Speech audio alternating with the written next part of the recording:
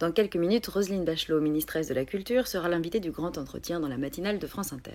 Et c'est l'occasion en or de l'interpeller suite à la première mobilisation du mouvement MeToo Théâtre, près de 4 ans avant les débuts de MeToo, qui a eu lieu samedi devant son ministère, le ministère de la Culture.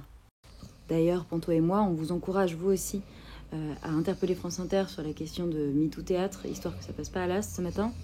Donc vous pouvez à la fois leur écrire sur l'application France Inter, leur poser vos questions. Vous pouvez aussi appeler au 01 45 24 7000. France Inter a besoin de savoir que nous sommes nombreuses à être mobilisées sur ce sujet-là. Et donc voici les questions que j'ai posées au standard, qui j'espère va me rappeler. Mais au cas où ce ne soit pas le cas, les voici. Donc imaginez-moi au téléphone et ma voix à la matinale. Merci à l'équipe de France Inter de me permettre de poser ces questions importantes pour nombre de femmes. Bonjour Madame Bachelot. J'étais samedi devant le ministère de la Culture lors de la première manifestation du mouvement MeToo Théâtre, comme des centaines de consoeurs artistes survivantes, elles aussi, de violences masculinistes, dans le cadre de mes études puis de mon métier. Madame Bachelot, je vous ai rencontrée, il y a quelques années, lors de la remise de la Légion d'honneur à feu notre amie commune féministe Maudy Piot. Elle saluait alors votre engagement pour les droits des femmes. Donc France Inter vient de m'appeler, évidemment, m'a demandé de faire plus concise dans mes questions. Je sais plus où j'en étais. Je reprends. Donc nana, merci, tout ça. Donc samedi, j'étais devant votre ministère pour le MeToo Théâtre.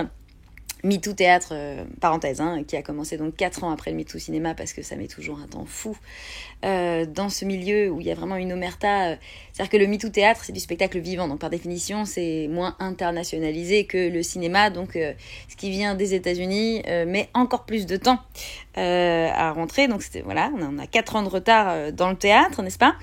Et donc, voilà, Madame Bachelot, je l'ai rencontrée il y a des années, parce qu'on a une sœur féministe en commune qui est décédée maintenant, qui s'appelait Maudy Piot, engagée pour les droits des femmes en situation de handicap, et qui disait, voilà, c'est super parce que vous êtes engagée. Donc, si elle est engagée, question, quand viendrez-vous nous rencontrer, nous, le mouvement MeToo Théâtre, alors que nous avons plein de propositions concrètes pour que le pouvoir et les moyens financiers dans nos théâtres ne soient plus accaparés par une poignée d'hommes, ce qui facilite l'omerta et l'impunité des agresseurs, comme ce qu'on appelle la culture du viol, que moi je préfère appeler la propagande des violeurs.